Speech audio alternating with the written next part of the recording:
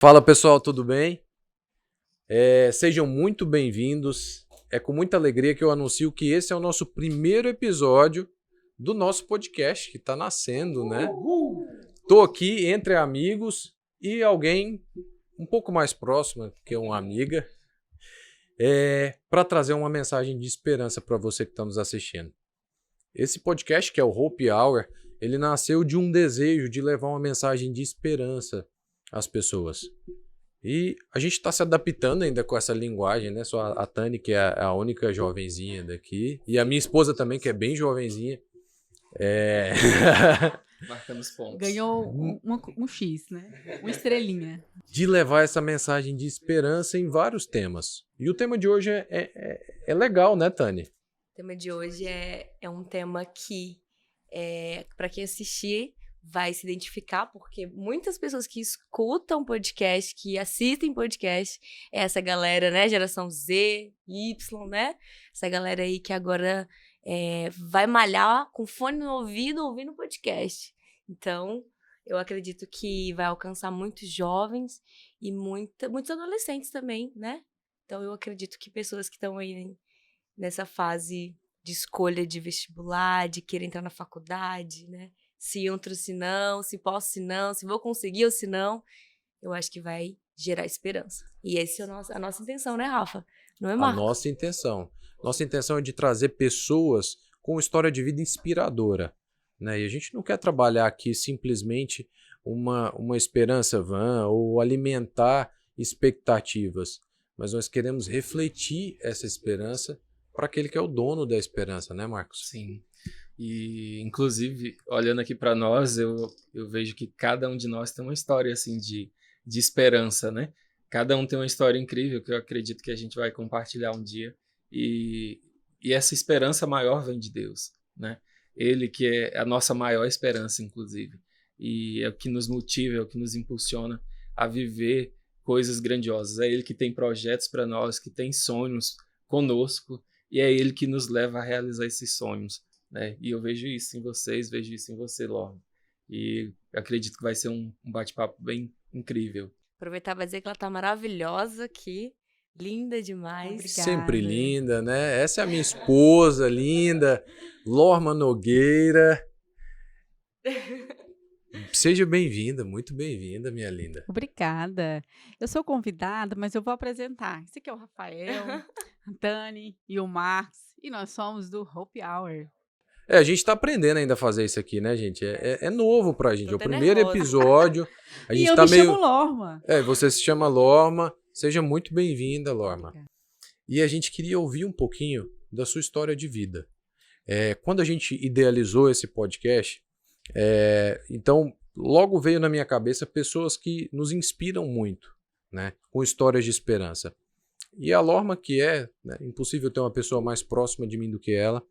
E a história dela me inspira muito. Eu me lembro quando eu conheci ela lá na faculdade, há alguns anos atrás, poucos anos, né, amor? Num corredor de faculdade, no estágio já, brava, viu, gente? Nem olhou pra mim, não, nem deu bom dia, na verdade, né? Uma história longa, talvez para um próximo episódio, né?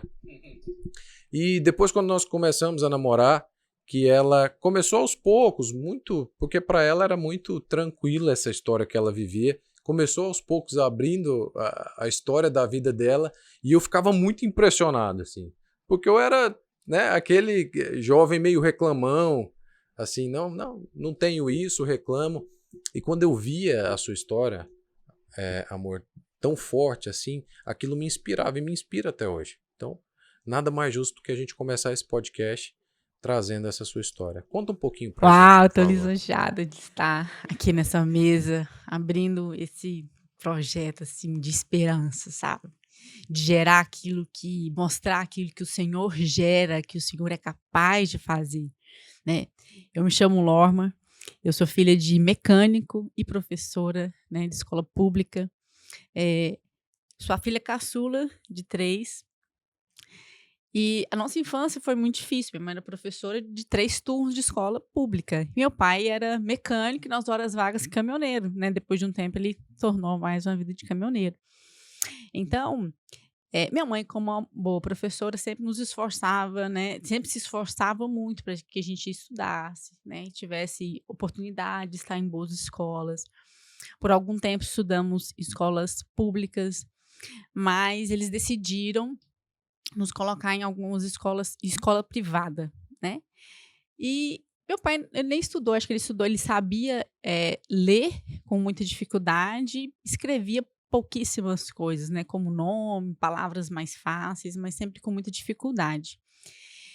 Minha mãe fez ensino médio, ela fez faculdade depois que nós éramos já crescidas, então ela fez faculdade, eu já tinha 6 para 8 anos de idade, então já tinha 3 filhas criadas praticamente depois que ela decidiu fazer faculdade, né? Então, na nossa família, a pessoa mais próxima que é entre minhas tias que fizeram faculdade era minha mãe, então a gente não tinha essa esperança, essa expectativa de vida. Então, a minha infância sempre foi baseada muito em barganhas. Então, a gente ia para a escola e meu pai trocava carrada de areia para pagar a mensalidade. Ou ele pegava uma peça que ele tinha, ou um barco que ele tinha, motor, e vendia e prestava em forma de prestação de serviço, né? A gente sempre tirava xerox quando dava, mas a gente nunca tinha o material da escola, né? Porque eram comprados. Então, quando a gente tinha, já estava material tipo assim. Oficial, né? Quando eu era aquela pessoa assim, todo mundo distribuiu a apostila na sala. Aí eu ficava assim, cri, vamos sentar com o menino. Aí, tinha assim, 3 meses de aula, chegava uma apostila que já tinha passado metade dela. Então, sempre foi muito assim. Então, eu comecei a me dedicar na escola, então eles começaram a me oferecer bolsa de estudo. E há algum tempo eu comecei a ser monitora, eu era monitora, professora do jardim. A minha vida como professora começou aí. Era professora no jardim, então eu tinha acho que 15, 16 anos e dava aula no jardim, sendo monitora do jardim de infância. E assim eu ganhava bolsa pela escola, né? Aposto que esses alunos te davam menos trabalho do que os da universidade, né, Com toda certeza, eles eram mais tranquilos, mais fofinhos, né? E a nossa vida foi assim. Então, o que gerou para mim, né? Como minha mãe era professora e trabalhava muito, ela começou a ter um problema, uma doença da coluna. Isso acabou impossibilitando ela de, às vezes, dar muitas aulas, ficava muito tempo de atestado, e eu comecei a substituir ela nas aulas dela. Então, eu fazia o primeiro ano e substituía ela dando aula do segundo e do terceiro ano em matemática. Então, eu estudava o primeiro ano e sabia o conteúdo de física, química e matemática do primeiro, segundo e terceiro, porque eu tinha que dar aula para minha mãe.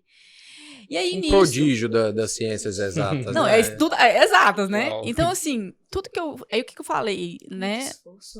Vamos estudar tudo que é exato e eu vou fazer alguma coisa que eu consiga passar numa faculdade de exatas. Eu não vou escolher uma engenharia da vida, que daí eu vou tentar conseguir entrar na escola, na faculdade pública, e aí eu consigo me dar bem. Até tentei, fiz a primeira fase da Unicamp, passei na primeira fase da Unicamp. Acho que eu prestei engenharia mecatrônica. Nossa, lá mais. Engenharia mecatrônica. O crânio.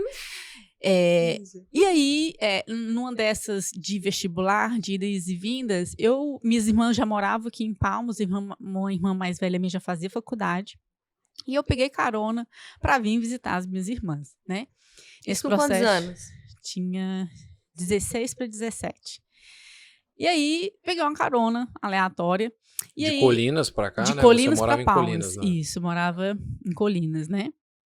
Peguei uma carona, né? Na vibe da carona.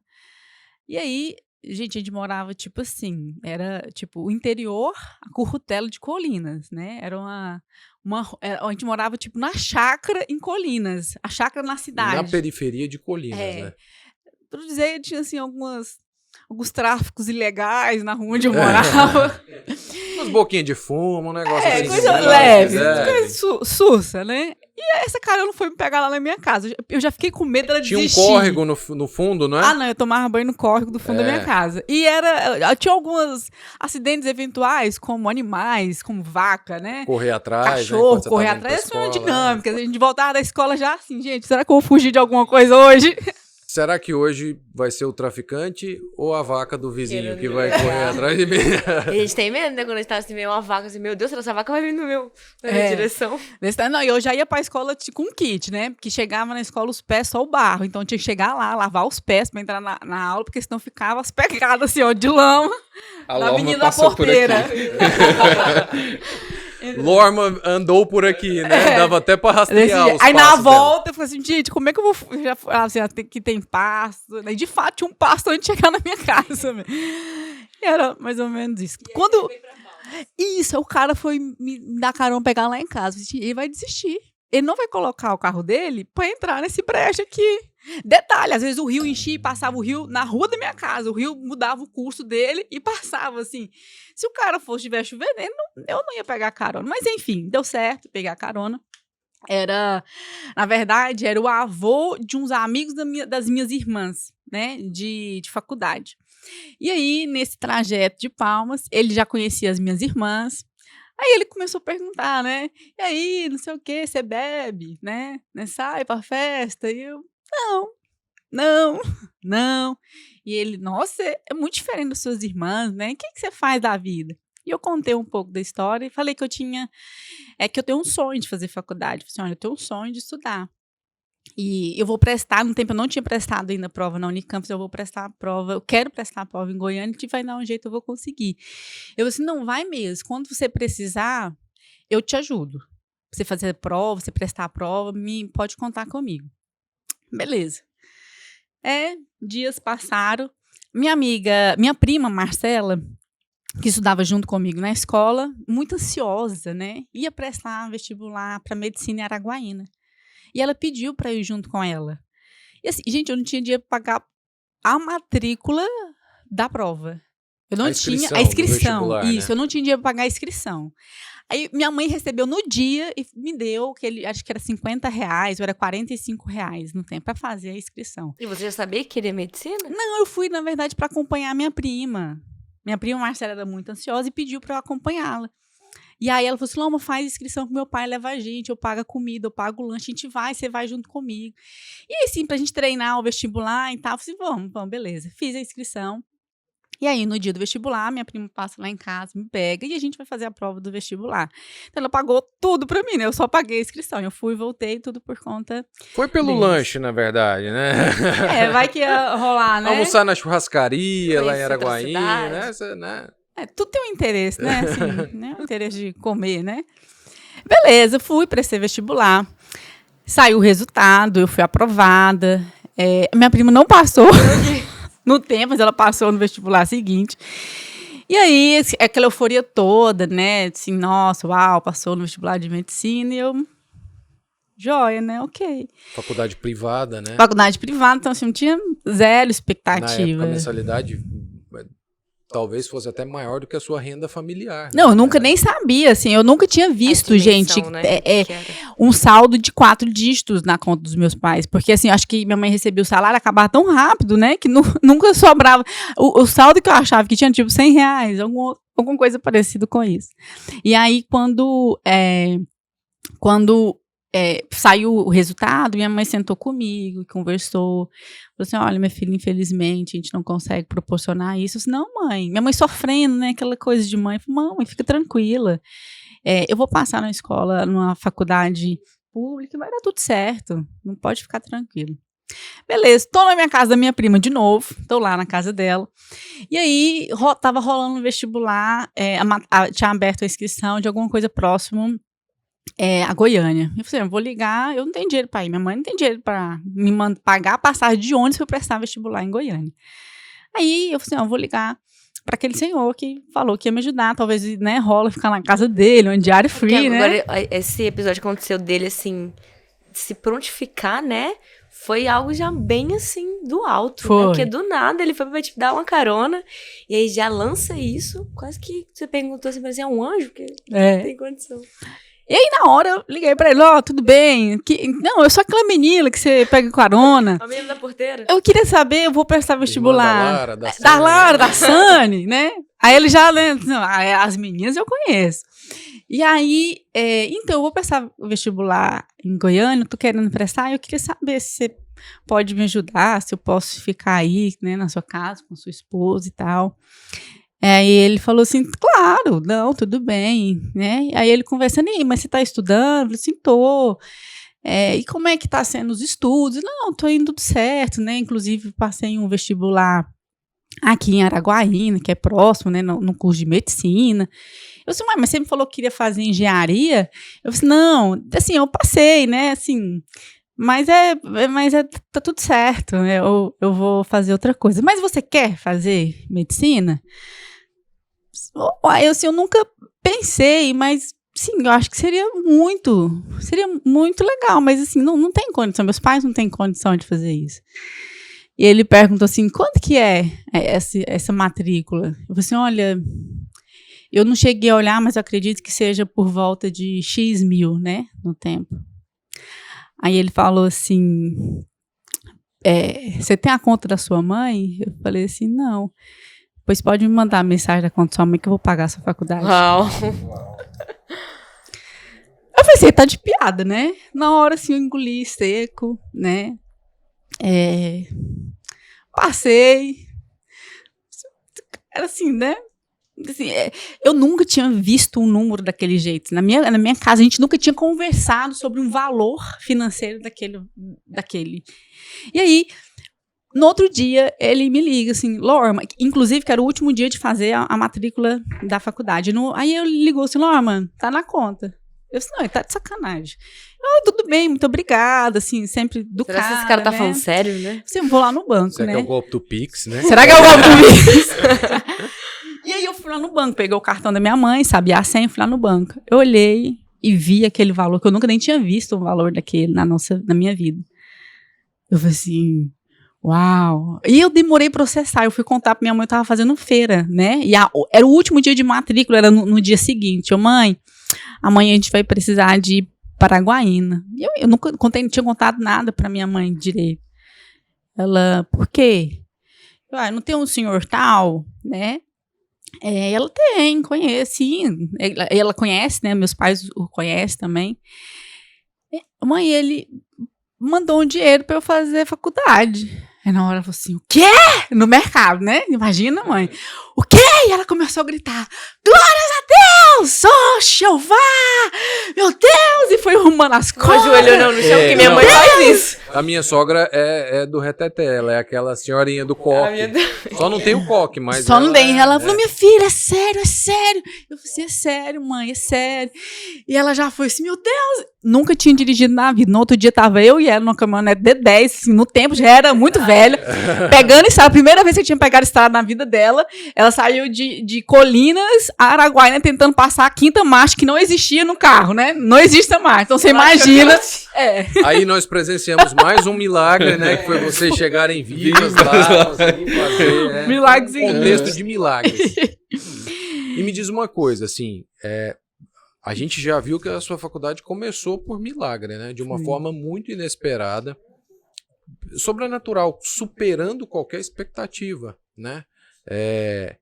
E, assim, eu acho que ninguém esperava, né? Que a sua família fosse conseguir, né, realmente bancar alguém numa faculdade privada. Na época, o Tocantins só tinha o Itepac Araguaína, né? Era a única faculdade privada.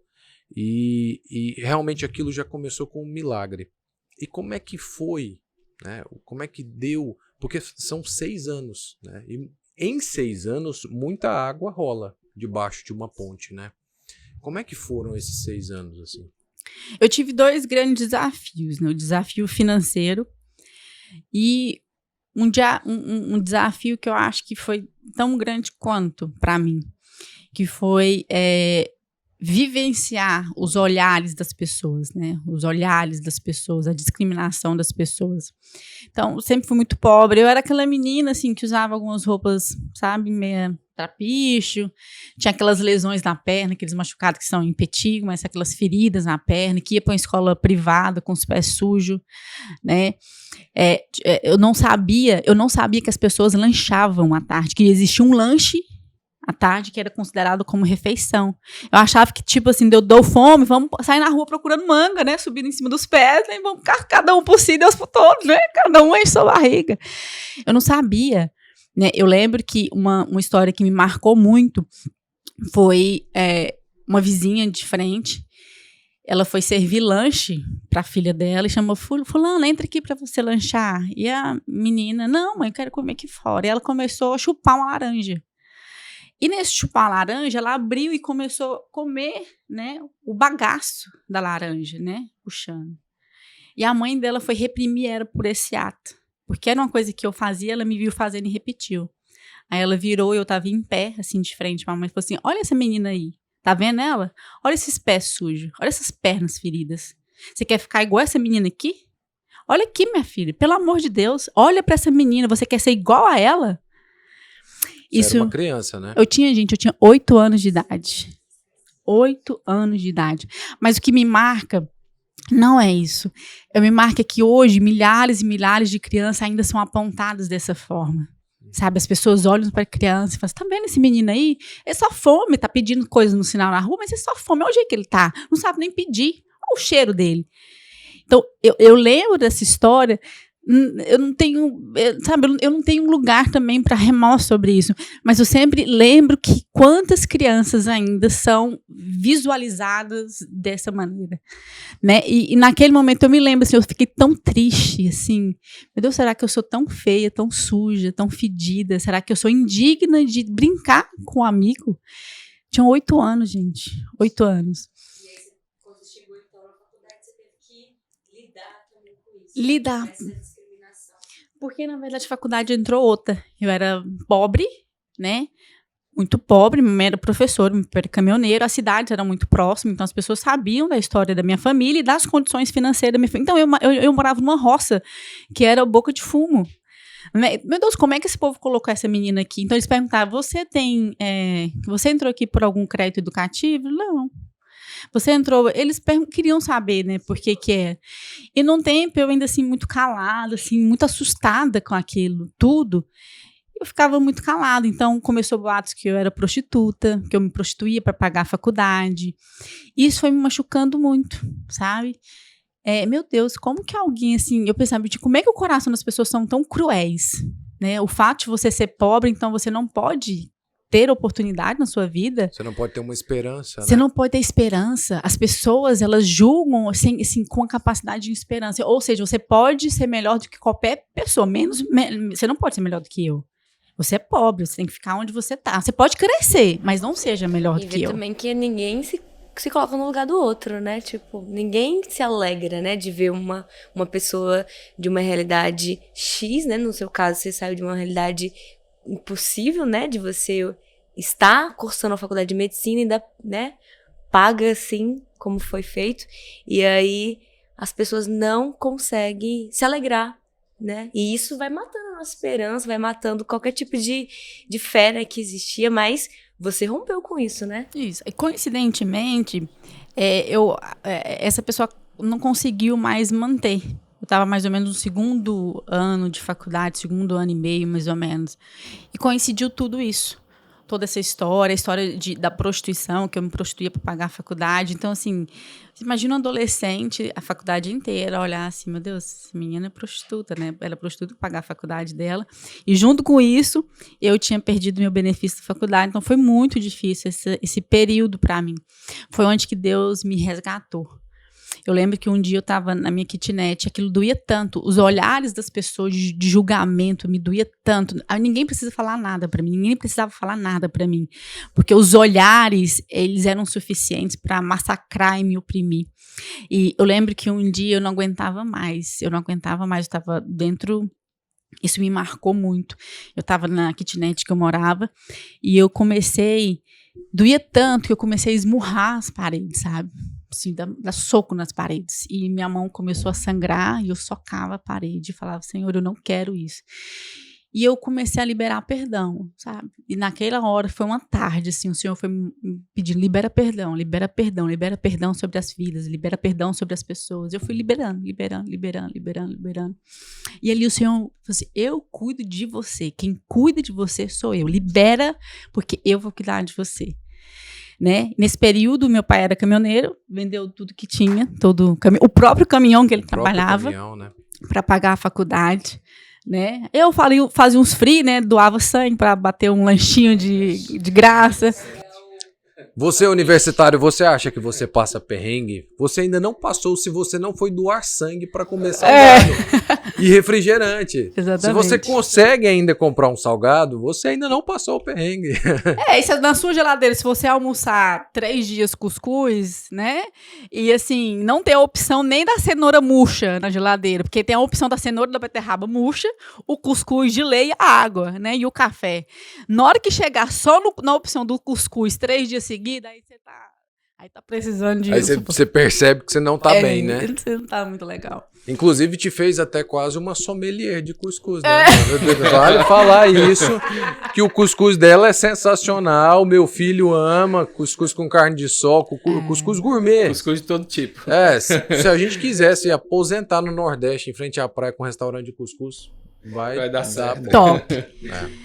E assim, foi muito difícil, mas eu consegui, e logo saiu um crédito educativo, né, que eu consegui agregar ele, mas foi muito difícil essa adaptação, meu pai tendo que vender várias coisas, juntar um montinho da família, né, além dos empréstimos de todos os familiares, cada familiar tinha um empréstimo para mim, e a gente consegui vencer. Né, nesse período também, para pagar as despesas, eu comecei a dar aula, então eu dava aulas, pegava do dinheiro, juntava, pagava as contas, às vezes até ajudava os meus pais com o dinheiro que eu dava aula. Eu consegui, né, chegar na formatura, né, com a ajuda até de meus professores, me ajudavam. Eu lembro de uma coisa muito marcante na minha vida. Eu não tinha dinheiro, eu tinha conseguido juntar o dinheiro para participar da formatura, mas eu não tinha dinheiro para comprar as coisas, o vestido, o sapato. Meu Deus, eu vou para a formatura de calça jeans, uma blusa. E uma professora minha parou o carro na porta da minha casa, assim, Ló, o que você está fazendo? Então, beleza. Eu vim aqui para te levar para comprar suas roupas, seu sapato da formatura. Quando puder, você me paga. Então, assim, o Senhor, Ele cuida de... E eu tava gata, não tava, amor? Tava gatíssima. Gatíssima. Tava assim, ó, todo mundo perguntando a minha roupa. Imagina esse moreninho, dia de glória tava veio, né? Amarelão, assim, que eu fui. Show. Chamando a atenção. Gente, o Senhor, Ele cuida de nós, assim, dos detalhes, né? Assim, de você estragar um relógio e Deus usar uma colega de classe sua, né? Gente, eu não tinha com medo de aparecer as pessoas na porta e me dava comida, sabe? Aprendeu a depositar também sua confiança no Senhor ali, né? Naquele dia que Ele te marcou, foi um dia doloroso, né? Mas foi um dia também de uma revelação que você entendeu que a sua confiança, que os seus olhares não deveriam estar nas pessoas que te criticavam, né? Nos julgamentos, nos dedos apontados, mas deveriam estar nele, né?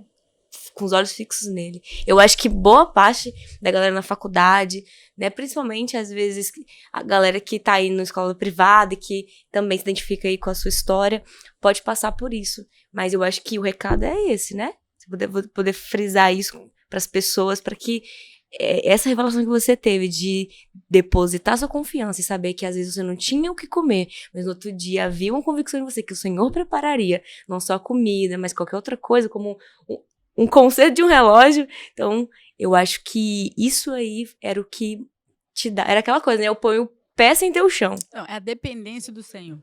Eu aprendi a depender do Senhor. Hoje, se o Senhor me falar X, é X. Eu não tô nem aí sobre o que o mundo pensa sobre mim, sobre o que as pessoas acham. O meu pensamento, ao meu respeito, é o que o Senhor pensa sobre mim e ponto. Não tem aspas, não tem parêntese nisso. Aquilo que o Senhor diz para mim, o Rafael sabe disso. Eu não interesso o que está acontecendo. Eu vou seguir a voz dele. A não ser que ele retrate comigo. Lorma, não é bem assim. Ou você entendeu errado. Mas eu acredito no Senhor que não é homem para que minta, nem filho do homem para que se arrependa. Na hora que o Senhor fala comigo, acabou. Não tem para ninguém. Eu sigo aquela voz. E eu oro, Senhor, então revela pro Rafael também. Para ser alinhado. Porque eu persisto até o fim. E a gente, né?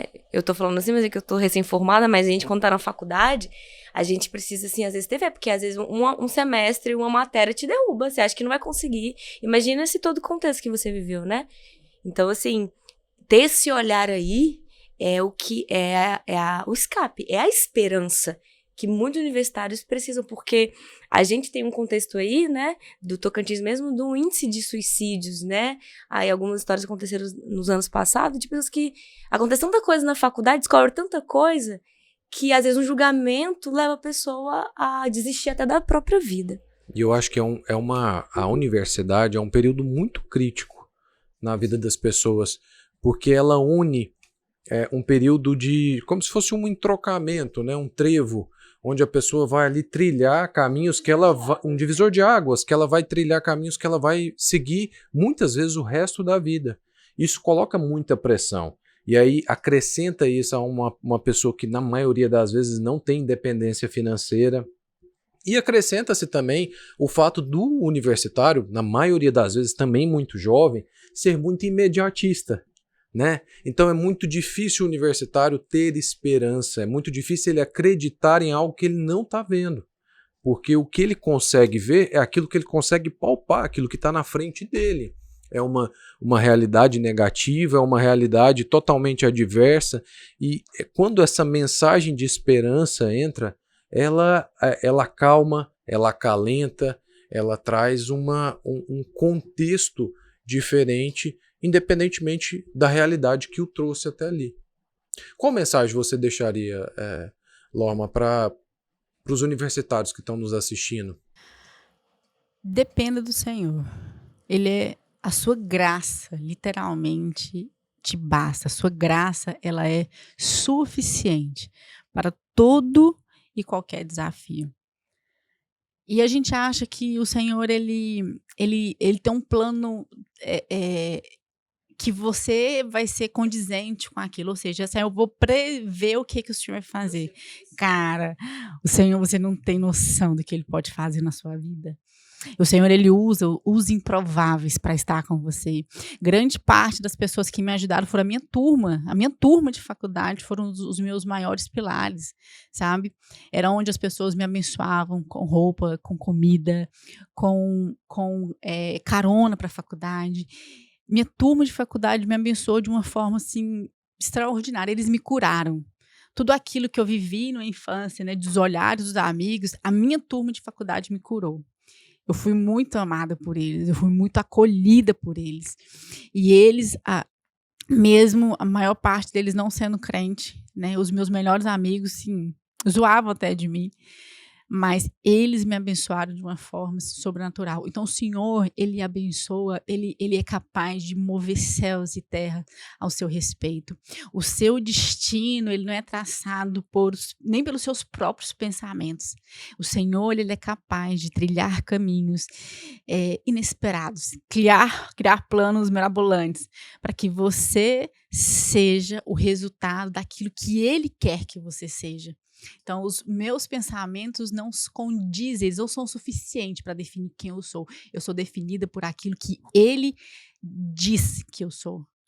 Então, dependa do Senhor, entregue sua vida assim, inteiramente a Ele, sem olhar para frente, sabe? Aprenda a dar passos no escuro com o Senhor, porque Ele reinará o seu cetro e lançará a sua luz de justiça e guiará a sua vida. Verdade. Eu lembrei do Salmo 120, ou é o 20, eu não lembro agora, que fala isso, que eu acho que se essa galera pegar isso, sabe, e colocar no coração, que é o que fala, né, eu não confio em carros, também não confio em cavalos, mas eu confio no nome do Senhor.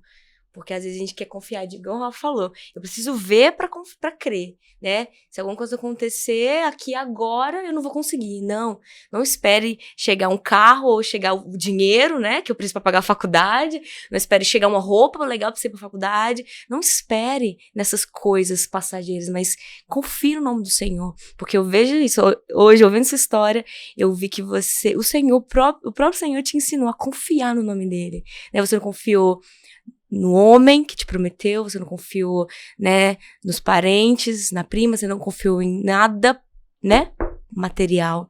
Você confiou, você agarrou no nome do Senhor e você tem se tornado, né? Se tornou uma mulher Segura firme. na mão de Deus e vai. Meu amigo, segura a mão de Deus e não A fica fé pensando demais, é não. você pôr o pé pra depois Deus pôr o chão. Isso. Né?